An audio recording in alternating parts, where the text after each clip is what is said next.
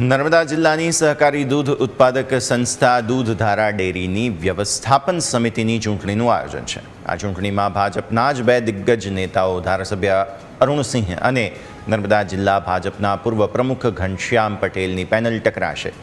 આદિવાસી supremo Chhotu વસાવાના પુત્ર મહેશ વસાવાએ પણ અપક્ષ પેનલ ઉતારી અને અરુણસિંહ સામે મોરચો માંડવાની જાહેરાત કરી છે। ત્યારે ફોર્મ ભર્યા બાદ મહેશ વસાવાએ અરુણસિંહ અને તેમની પેનલના ઉમેદવાર પ્રકાશ દેસાઈ પર ગંભીર આક્ષેપો કર્યા હતા।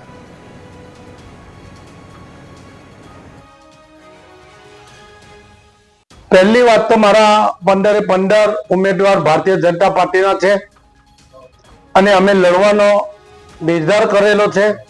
મને વિશ્વાસ છે કે પાર્ટી જોશે અને અમારા ગુણધર્મ અમને પણ પૂછે અને એમના ગુણધર્મ અમે બદલાવીશું અને અમે ચૂંટણી લડવાના છે।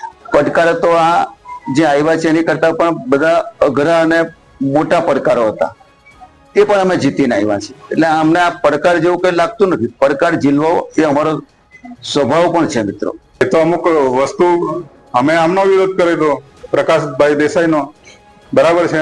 પ્રકાશ દેસાઈનો વિરોધ કર્યો કેમ કે ખોટા માણસો અંદર લેવાઈ જાય તો એ અમારે વિરોધ કરવો પડે। કોઈ પણ માણસ હોય, ડેરીનું ખોટું કરે, કાલે કોઈ ડિરેક્ટર ખોટું કરે, કાલે ચેરમેન ખોટું કરે તો એની સામે પણ અમે બોલીએ।